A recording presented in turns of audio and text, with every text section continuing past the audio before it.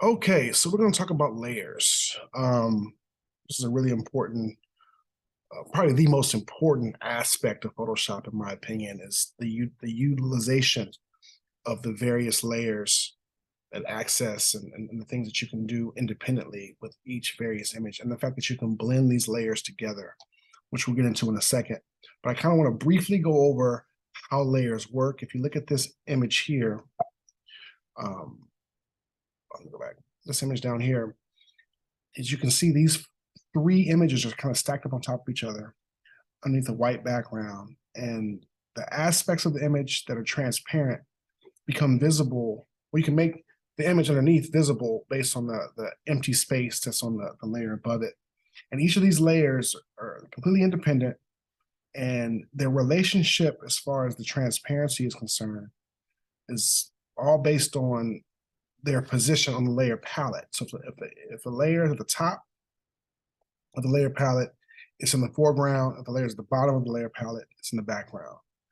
And you'll understand that as you're, you know, in your guided practice and working with these layers. But it's really, really simple. And you can move these layers around in the layer palette as well. And each individual image is sort of separate and disconnected from the overall design. So that's just how layers work. It's pretty simple once you start working with it. The main design goal for these projects is not only to understand where the layers are on the palette and sort of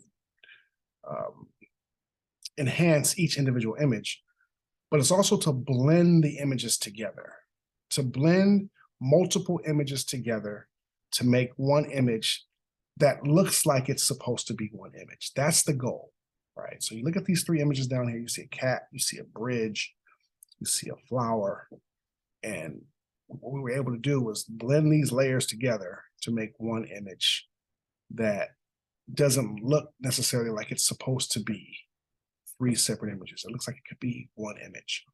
And the way we do that is we use techniques like the opacity slider, which we'll get to in a second, and the soft brush eraser, which we'll also get to in a second.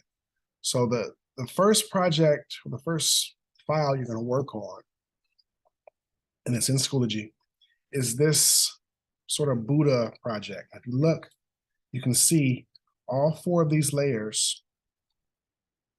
I'm going to hide this layer here so you can see the one beneath it. But if you look at the layer palette, and you look at the thumbnails of each layer, they're all there.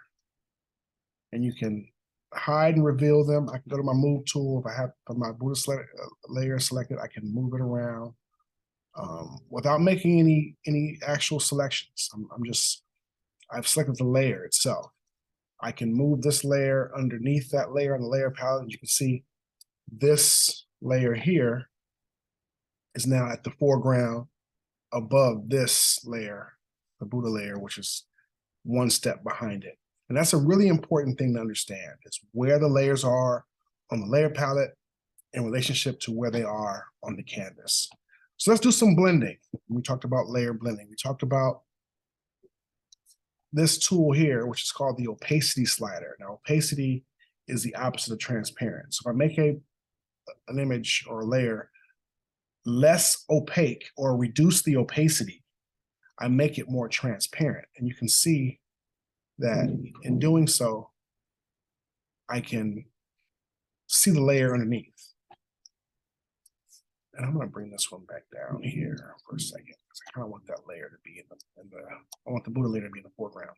And I'm also going to make that Buddha layer a little more transparent as well, right? To the point where I can see the layer behind it. I might increase the opacity on this one. I'm going to move this over some as well. Now, the eraser tool is pretty straightforward. It's just, it's exactly what it is. It's an eraser. But your brush palette over here will allow you to make the diameter of the eraser bigger or smaller. And that's really important too, the size of the eraser. And this slider here controls whether it's a hard brush, which will erase with a harsh line like that, or a soft brush, which is 0%, that will blend. You see the difference between those two erasers. That's really, really, really, really important. Well, the difference between the hard brush and the soft brush. I'm doing the same thing for this layer here. I'm going to erase the edges. I'm going to go back to this layer and you can see it underneath a little bit. So I'm going to erase the edges of that layer. I might even move my Buddha layer over some. I'm going to move this garden layer over some. So now you can see all 4 layers. They're all visible, but they're blended together. I'm also going to erase the edge of the garden layer as well. So now it's kind of difficult to determine where one layer starts and where layer stops, right? So now let's add some enhancements. Let's go to our image adjustments. Use saturation. Let's make this a little more saturated. Maybe change the color a little bit. Background. Same thing with the writing layer. We'll do a couple image adjustments. And you've been working on the image adjustments and the filters for the last 2 projects. So I'm going to do a color balance. I'm going to add some more red to that, maybe a little more magenta. And I'm also going to add a filter to this layer. Go to my filter gallery. Let's see. That's a cool one. I'll do that one. So I added a layer. I'm sorry, a filter to that layer. I'm going to go over to the garden layer. And again, I'm going to add an image adjustment. Let's use the curves here. I'm just picking random adjustments. Make it a little more contrast. And I'm also going to add a filter as well. Let's do something cool like, pastel. That's cool.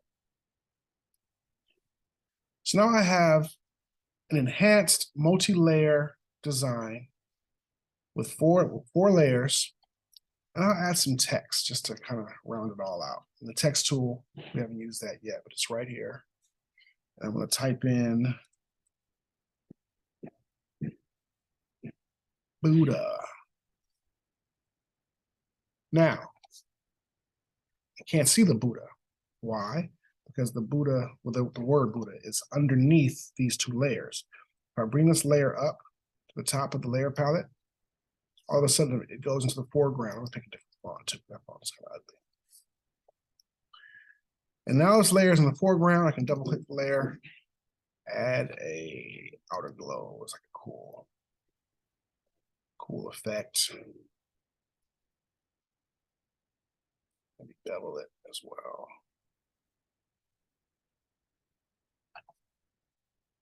And now I have 5 layers.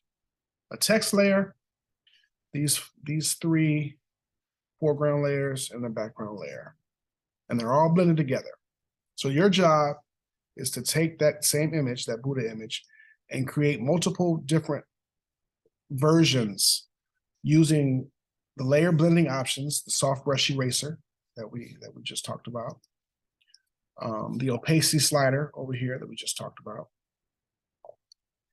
and just the overall positioning of the layers. You should add image adjustments and or filters to each layer just to enhance them.